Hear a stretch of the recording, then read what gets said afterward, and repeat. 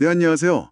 오늘은 빌 버넷과 데이브 에반스의 책 디자이닝 유어 라이프의 핵심을 좀 파헤쳐 보려고 합니다. 네, 그 스탠퍼드 대학의 유명한 강의에서 시적된 거죠. 맞아요.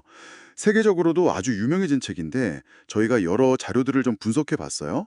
그래서 삶을 디자인한다. 이게 대체 무슨 뜻이고 또 당신에게 어떻게 적용될 수 있을지 그 핵심 통찰을 찾아보겠습니다. 네, 좋은 접근이네요. 당신의 삶을 조금 더 주체적으로 만들어갈 실마리를 같이 찾아보시죠. 네, 이 책이 그냥 막연한 조언이 아니라 디자인 사고라는 구체적인 방법을 딱 제시하거든요. 디자인 사고, 제품 만들 때 쓰는 거 아닌가요? 그렇죠. 보통 제품이나 서비스 개발할 때 쓰는 문제 해결 방식인데 이걸 당신의 삶, 또 경력 설계에 적용해보자는 거죠. 오, 흥미로운데요? 네. 그래서 만약 현재 삶의 방향이 좀 불확실하다. 혹은 변화를 시작하고 싶은데 어디서부터 할지 잘 모르겠다 하시면 오늘 이야기가 특히 도움이 될 겁니다. 디자인 사고를 삶에 적용한다. 이게 기존 자기계발서에서 말하는 마음가짐 같은 거랑은 구체적으로 어떤 점이 좀 다른 걸까요? 아, 네. 좋은 질문인데요. 핵심적인 차이는 역시 그 실행이란 탐색에 있는 것 같아요. 실행과 탐색이요? 네. 첫째는 호기심. 그러니까 정답을 딱 찾으려고 하기보다는 가능성을 막 탐구하는 태도죠. 음, 둘째는 행동 지향성. 이게 중요해요. 분석만 계속하는 게 아니라 직접 작은 실험, 그러니까 프로토타이핑을 해보면서 배우는 걸 강조하죠.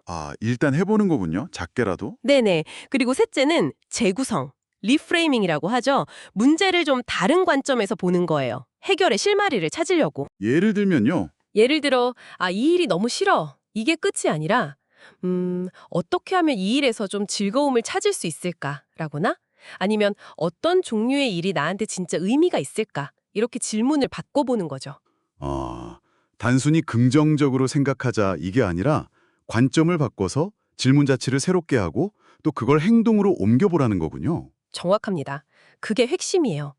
그리고 네 번째는 인지. 뭐냐면 모든 게 과정이고 완벽한 계획이란 건 없다. 이걸 받아들이는 거예요. 완벽주의를 버려라. 네, 그렇죠. 완벽하게 하려고 하기보다 그냥 그 과정 자체에 집중하는 태도.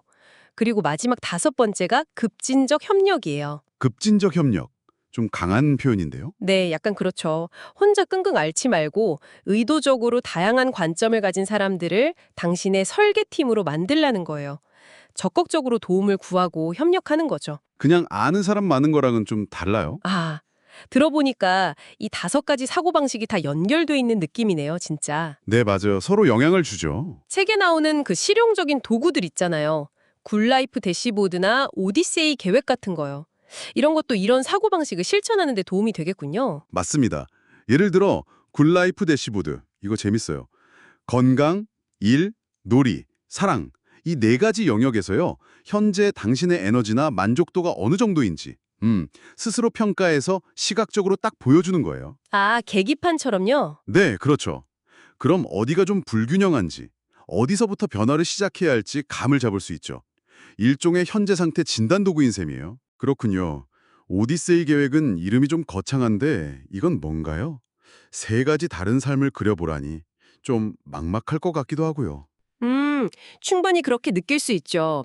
오디세이 계획은 뭐냐면 앞으로 한 5년 정도 그 기간에 대한 세 가지 다른 시나리오를 아주 구체적으로 상상해 보는 거예요. 세 가지나요? 네, 첫 번째는 지금 삶의 연장선, 뭐 하던 대로 쭉 간다면 이런 거고요.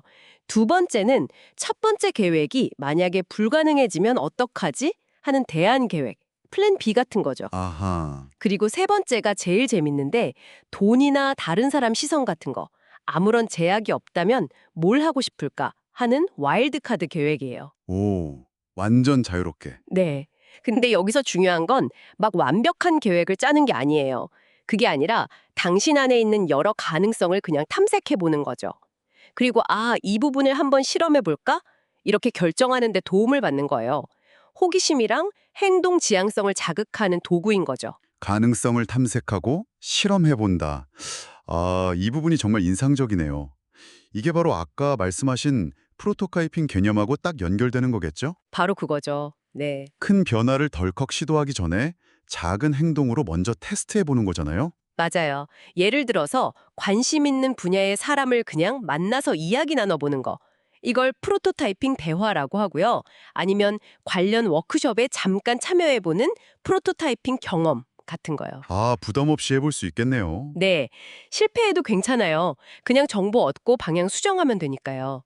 이게 바로 디자인 사고의 핵심인 반복, 이테레이션입니다. 반복. 네, 삶이란 게 단번에 딱 완성되는 게 아니라는 거죠.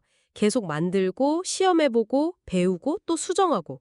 이런 과정이라는 관점이에요. 그렇군요. 그리고 이 과정에서 아까 말했던 급진적 협력, 그러니까 멘토나 동료들로 이루어진 그 지지 네트워크가 정말 큰 힘이 되는 거고요. 결국 이 책은 삶을 어떤 정답을 찾아가는 그런 과정이 아니라 끊임없이 질문하고 실험하고 또 새롭게 만들어가는 창조적인 과정으로 보라는 거군요. 네, 정확해요. 호기심, 행동, 재구성, 과정인지, 협력.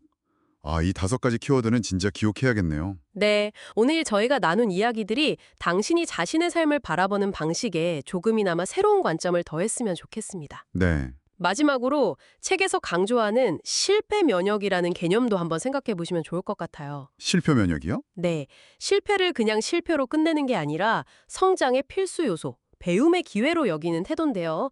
혹시 당신이 예전에 이건 실패했어 라고 딱 정의 내렸던 경험 있잖아요. 그걸 관점을 한번 바꿔서 이건 배움을 위한 실험이었지 라고 다시 한번 생각해 보는 거예요.